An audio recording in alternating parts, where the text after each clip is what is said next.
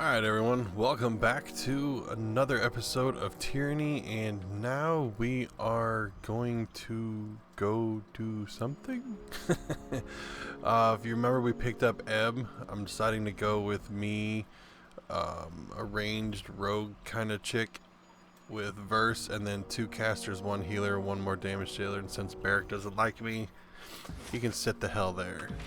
Wait, hold on, you got shit to say? What do you got to say? At least in theory, I'm supposed to be observing history and not getting myself wrapped into it.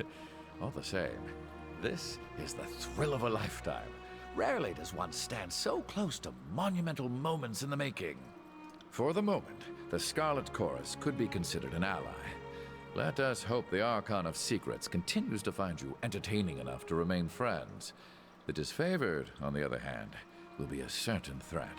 The Civil War has removed Ash's pretense to play well with others. So, I must ask, are you planning on taking sides in the Civil War? Or do you have other plans? I'm a servant of the Archon of Justice. That much has not changed. Dutifully spoken. It is Tunon's duty to arbitrate matters between the Archons, so this rift between Ash and Narat certainly falls under his jurisdiction. And here you are, thrust in the middle of the dispute. No doubt the mighty adjudicator will be relying heavily on you to get to the truth of the matter. Whatever you do next, consider that many eyes will be upon you. For you have both delivered and taken away the Overlord's edicts, and few will know how to make sense of the latter. You are an exception the Archons cannot afford to ignore. They will likely aim to control or destroy you. Have you heard of edicts being broken before? Most of Kairos' edicts were either worded to end in a manner of the Overlord's choosing, or the edicts have simply continued in perpetuity. That's not to say there haven't been stories of broken edicts. They're just uncommon. The oldest is, I think, Golbraith and the Edict of Sorrows, and that tale dates back to around the year 110. Aside from you, the most recent was the Edict of Twisting Grasses, back in 380. In all these stories, Kairos' edict very clearly gives its victim a single way to escape, and someone manages it. What's never happened is the pure abatement of an edict, like using a spell of warding or cancellation. Noted. Now let's get going. Then Verse also has some shit to say. So, the Scarlet Chorus and Disfavored are at each other's throats. Can't say I didn't see that coming, but the Archons might have waited until one war was over before they started another. Do you think I made the right decision? Fighting with the Scarlet Chorus? I'll never doubt yourself for backing the winning team. The Chorus has the best chance of succeeding in the tiers. For all their skill, the Disfavored are too stubborn by far. Who can say? War is all about compromising your morals, deciding who lives and dies. What seems like a mistake turns into your greatest call down the road. I'll say this much, our time together is anything but dull. My blades are yours for as long as you'll have me. Let's be off. Oh, sweet. So, yeah, I unlocked a combo move with her. So you literally pick her up and throw her into the air and she fires and hits people. It's pretty cool. So if you see the little chat bubbles, if they ever turn white, yes I said white, that means they have a new conversation for you. So consult the journal, travel to Tunon's court in the Bastard City. Ascension Hall. No, I don't need to go to Ascension Hall. Kinda need to get down there, don't we? Teleports down to the ground. WTF am I doing? Why am I still here?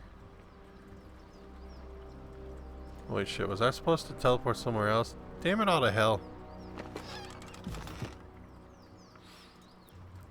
Well, Tunon will just have to understand that Pickleonius doth search near and far for trinkets of thieves and thotherisms and stuff. So, can I think this is where I stopped before. I think. What is this? The sculpture doesn't respond to your touch. Well then, smack my balls around then. I don't understand.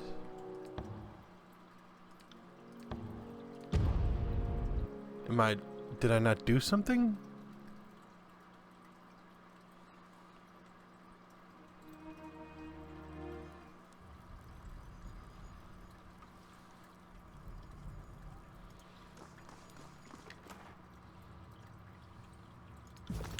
Spoils of war.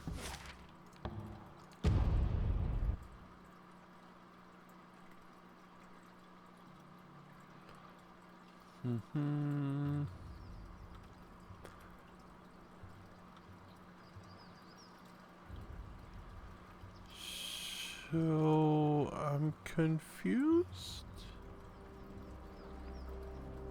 Which is a fairly easy thing to achieve, but still.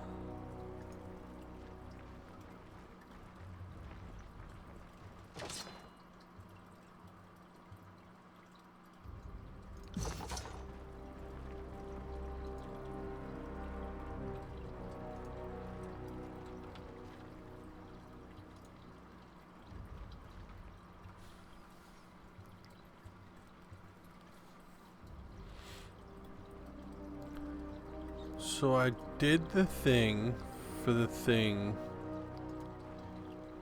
in peoples and stuff.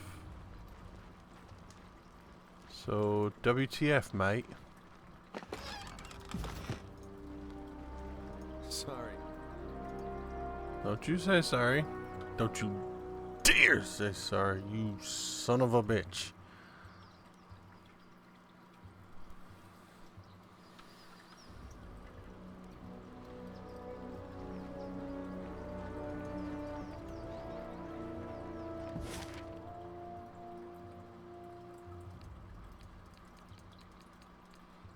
But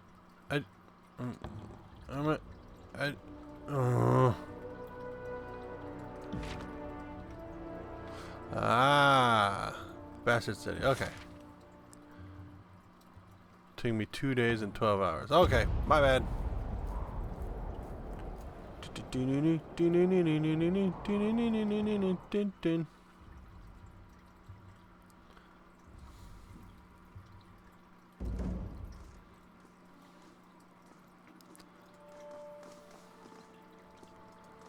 Report to Tunon.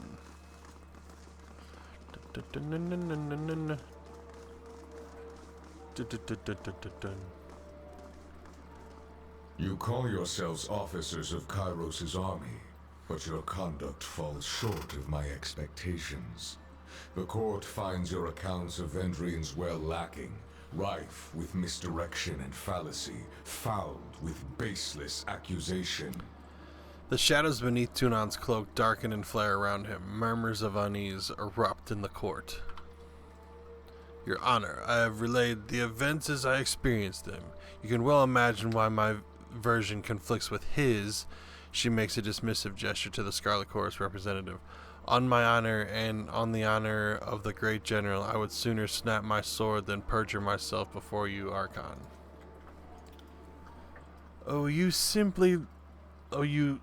So you imply that falsehood comes easier to my lips than yours?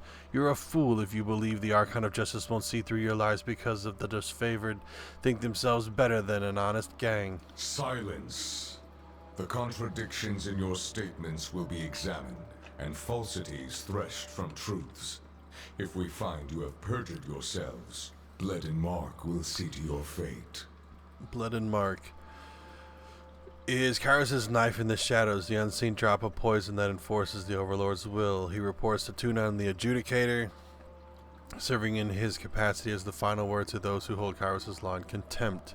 Few know the origin of the Archon of Shadows or how Kairos maintains a hold on him. The Archon turns and you feel his gaze upon you. Fatebinder, we will start with the matter of the Archons. Graven Ash and the Voices of Nerat have declared war upon each other. In addition to violating Kairos' peace, they have thrown the conquest of the Tears into disarray. By all accounts, these hostilities began shortly after your arrival. Tell us what transpired. So I could choose between the Archons could not agree on who should lead the siege and descended into accusations of treachery. It seemed a mutual spat. The Archons have been of different minds since before the start of this war. Your perspective is appreciated, but the dispositions of the two Archons are already a matter of record. Loyal subjects of Kairos have drawn blood from each other, a cardinal crime. Something happened at Vendrien's well to trigger this feud. The Disfavored were more than deserving of the honor. Our tactics in trading outmatched the Vendrien guard at every turn. What balderdash! The Disfavored couldn't tip over a straw hut if they had a week to strategize. Our howling mob was better equipped to overwhelm the Vendrien guard. Our recruits were ready to throw themselves at the enemy if only Ash and his legion would agree to a plan. The Fatebinder presents testimony. I warned you both against speaking out of turn. Something more than a mere disagreement unraveled this campaign. But I will return to that in time. Let us speak of Ascension Hall. From all accounts, it would seem you were instrumental in its capture, or so the petitioner of the Scarlet Chorus testifies. The Disfavored commander has a dimmer view of the matter. Lend me your perspective. I joined with the Scarlet Chorus. We took the Citadel with an unstoppable advance. The edict meant certain doom if the siege failed. So why, when your survival depended on it, did you join your strength to the Scarlet Chorus and not the elite Disfavored? Petty squabbles clouded Graven Ash's judgment. He was too mired in assaulting the Voices to conquer the Citadel properly. The Voices of Nerat was willing to win the Citadel at any cost. Ash values his armies more than his duty to Kairos. Bam! For a long while the Adjudicator hovers in silence, shadows trailing from below his robes. I will consider this testimony at length. The court thanks you for it. Is there anything you wish to add at this time? I've told you all that I know. Your testimony is accepted by the court. The statements of our guests raise questions in my mind. There is much about this campaign that has caused me to wonder. A shipment of iron weapons was short on arrival. Where coveted iron is concerned, I don't believe it to be a clerical error. One of my agents recovered this seal in Echo Call. It belongs to a merchant collective. Lethian's Crossing is teeming with their kind. If you would root out treachery, I would advise starting there. Petitioners, leave us. I would have a private audience with the Fatebinder. Ascend and join me. You will find the way opened. I love that dude's voice.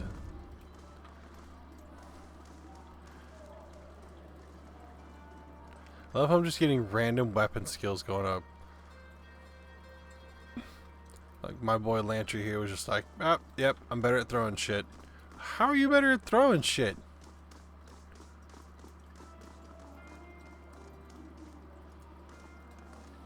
This civil war, this feud, is an insult to Kairos' peace. It should not have taken the better part of a year to silence the last vestiges of the Oathbreakers. Tunon regards you in thoughtful silence. Our allies squabble while our enemies regroup. It falls upon the court to measure the extent of the damage and to execute the agents of disorder. I suspect that treachery, negligence, disunity, and greed have infected one or both of our esteemed allies. Until you are instructed otherwise, this matter is the court's primary focus. Graven Ash and the Voices of Nerat must be examined in close detail. You are charged with observing the Archons and presenting your case that one of them has wrought chaos and disorder upon the Tiers. I will make this my mission, Your Honor. As always, you will be held accountable for what you do in the court's name. But you are free to conduct your investigation in the manner of your choosing. You must expect lies, misdirection, and manipulation. Suffer not such obstructions of justice. They say the voices of Nerat holds you in higher regard than most. Use this alliance to enter his confidence. It seems unlikely the Archon of Secrets is more honest with friends than with rivals, but to his friends, he has been known to divulge much. The Disfavored will likely be less cooperative with your investigation. They will no doubt assume Graven Ash's honor is beyond reproach, which is all the more reason to scrutinize the Archon of War closely. And if the ironclad forces discourage your inquiry, I charge you to make them talk. Speak their language of battle if you must. Extracting information from the Disfavored sounds like a worthy challenge. Remember, your bloodlust must always be tempered by Kairos' laws. You may defend yourself against the Disfavored. Because they are warring with the Scarlet Chorus, you may claim the defense of the Chorus. Your fellow Fatebinders have been busy acting as my eyes and ears. I have a few leads for you to follow. You should, of course, speak with your brothers and sisters of the court if you need further counsel. The Disfavored have made use of the Sage's network of dovecotes and messenger birds as they come under capture.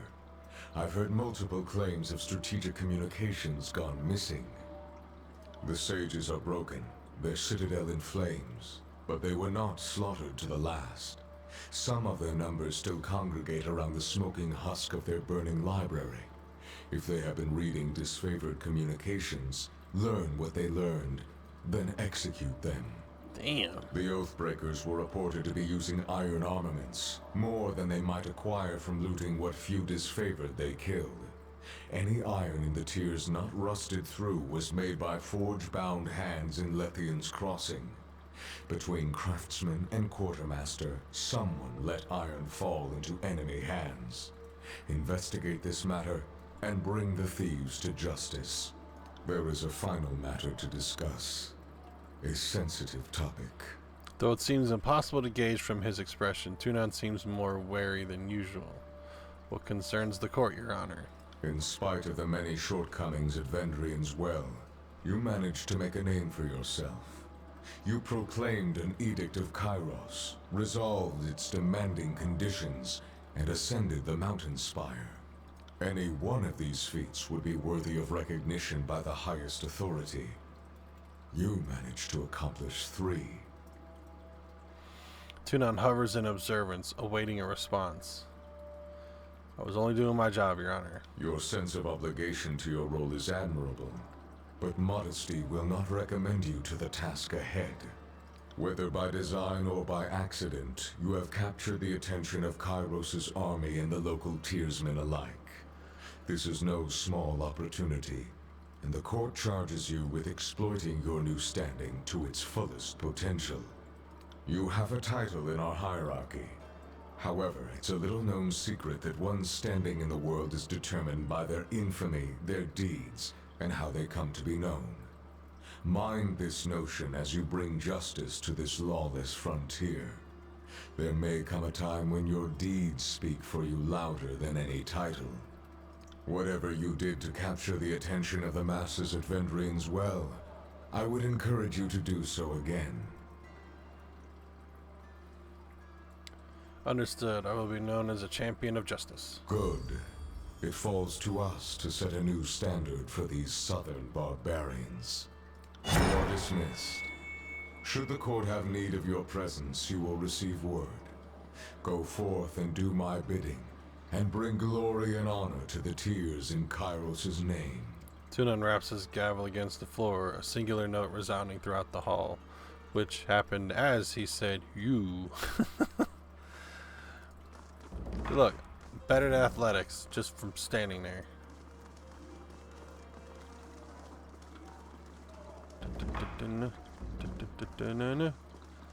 Feybinder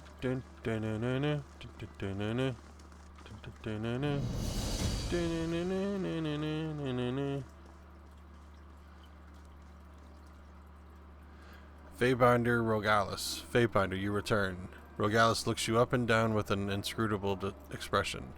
You look as if you have questions for me to untangle. Ask. I am feeling generous. Tell me about past Archons. Where did you study when you were younger? What did you think about the other Feytbinders? Can you tell me about the Oddwalls and the Bane? I'd like to know more about the Tears. I want to know about the Sages. I will not speak of the Sages. They are no better than charlatans and cons, wholly selfish in their ill pursuit to hoard all knowledge from others. They are self-blinded by their own deceptions and clever manipulations. They alone cause their own undoing and are solely to blame for the burning library, one of the most grievous wrongs in the known histories for which they can never be forgiven. I'd like to know more about the Tears. The political entities of the Tiers are essentially split between the Bastard Tier, the Younger Realms, and the Free Cities. Of which would you like to know? What can you tell me of the Bastard Tier? The Bastard Tier is the most northern of the Tiers and was the first to bow to Kairos' reign, though the knee they bent fell unwillingly. Kairos had his eye on the Bastard Tier for many years before he marched on her capital city. This is the hub of trade and commerce. Claim the markets and the people will follow. Curious to know more about the Younger Realms. The Younger Realms sprawl. The middle and southernmost tiers can be cataloged as follows: Apex, Azure, Haven, and Stalwart. Azure was renowned for its exceptionally fertile land, which fed the whole of the tiers. That was before Kairos' Edict of Stone blighted the land. Stalwart is also worth mention, for it compromises the whole of the southernmost tier and provides the toughest and most defensible of the realms. It is often said that the other realms will not fall while Stalwart yet stands. The local armies wage bitter war against the Disfavored. Though the Edict of Storms has cut off the best of their defenses, it's only a matter of time before Stalwart falls. Talking about the Free Cities. Previous questions. What do you think about the other Feytbinders? You'll need to be more specific than that, I'm afraid. There is, on last count, slightly more than a handful of us. What is your opinion of the Feytbinder of War? Nunaval's keen, brash, and a hardy braggart with fondness for bloodshed. He can be utterly unbearable at times. His justice is fair, even if he skews towards rather exacting and uncompromising punishments at times. You'll need to be Feytbinder of balance. Callio is the finest among us. Her discernment is beyond reproach, and she is perhaps Tunon's favorite. She has a mind for suspicion and observation that makes others uneasy. We who operate within the confines of the law have nothing to fear, of course. What is your opinion of me? I have pondered your impulsive nature. It vexes me constantly. Your support of the Scarlet Chorus only affirms my belief that you are among the more severe, unpredictable members of our office. Alright, that's all. The rest of you people are probably just going to tell me the same damn thing. But I guess unfortunately we're going to stop here. We will continue on with more of our adventures in a minute. Blood and Mark. Oh, that's the dude, the Archon of Shadows. Welcome back, kid. Amusing as it would have been to watch the edict dropped, I guess I'm glad you lived. Blood and Mark, the Archon of Shadows, rises from a faraway stare, turning to face you with a wry smile. Though he stands still, he seems to sift in and out of the shadows that shroud him.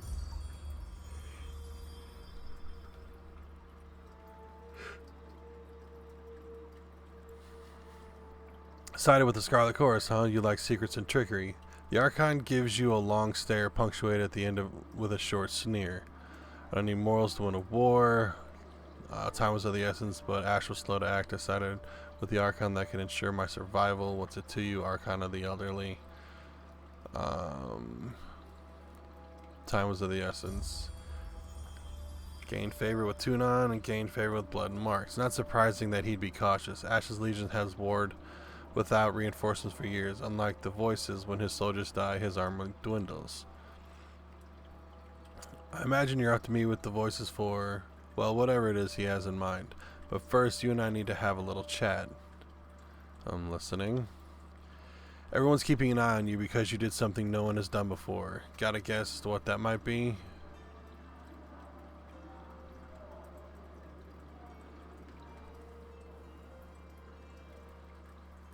I'm the first to resolve an edict before its consequences come to pass. Close but not quite. It's rare, but not the first time that Kairos has issued an edict primarily as a threat, providing the targets sufficient time and motivation to comply in order to avoid the edict's punishing effects. Proclaiming an edict isn't new, neither surviving or resolving the commandments of an edict, but you're the first to proclaim and resolve the very same edict, and it didn't kill you. In one fell swoop, you survived your second edict, resolved the very one you had proclaimed, and awoke an arcane structure that had slept for several centuries.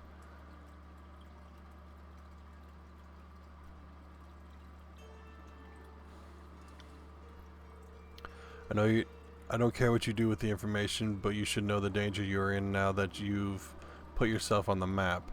When dealing with the voices, don't forget he'll be doing everything he can to figure out what makes you different and how he can use it for his own gain.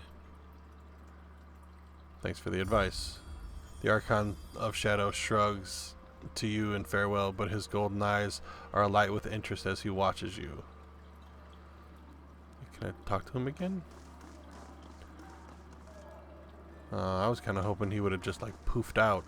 Okay, now we will stop because it was a lot of conversations, a lot of wrap-ups for like the first, I guess, full, complete act of the game. And so... Wait, where the hell do we go? Oh yeah, over here.